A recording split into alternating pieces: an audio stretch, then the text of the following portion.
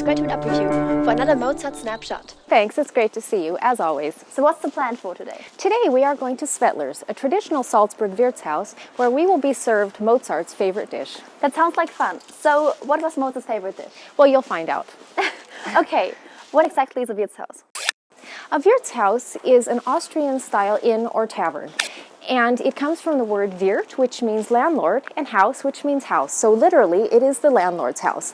Typically, they are family-owned, and over the ages, Wirtshäuser have been places where friends and strangers alike can come together to enjoy wonderful local food and drink and catch up on the latest news and gossip. Austrian Gemütlichkeit. Yes, this wonderful, friendly coziness that is so typical to Austria. So what kind of food is served in a Wirtshaus? All local traditional foods. And local wine and beer too, I imagine. Of course. And right here, we are. So I think we should go in now. Me too, let's go.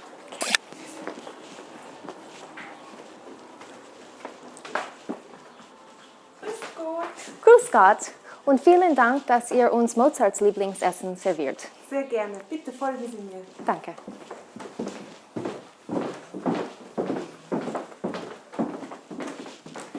Bitte schön. Dankeschön.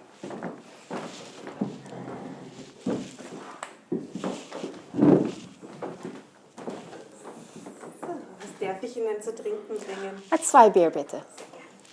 This place is really cool. I love the beautiful wooden chairs and tables. Yes, this is traditional Wirtshaus style.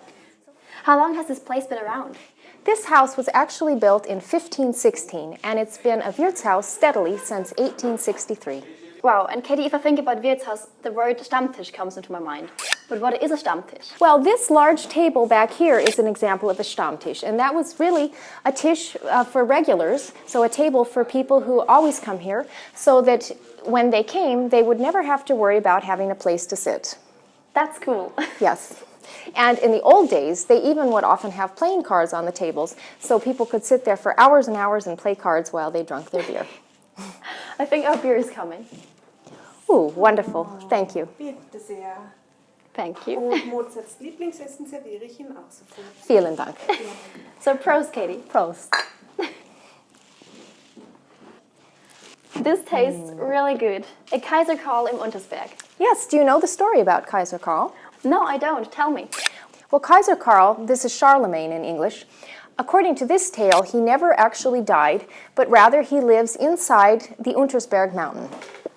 And he sits at a large marble table where his beard grows around the table, and up above, the ravens are flying about.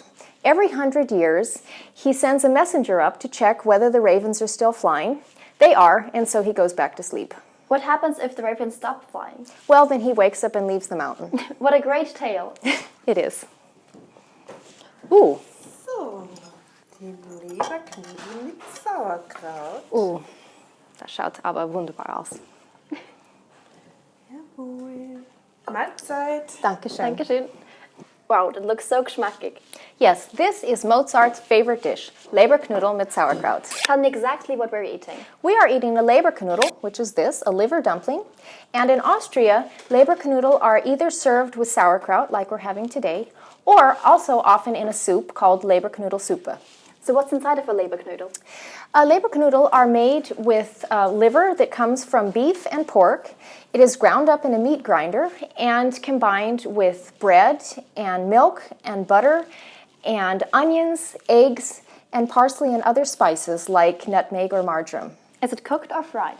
It can either be cooked in a bouillon or fried in butter or lard, like these ones today. That sounds mouth-watering. Yes, so would you like to eat it now?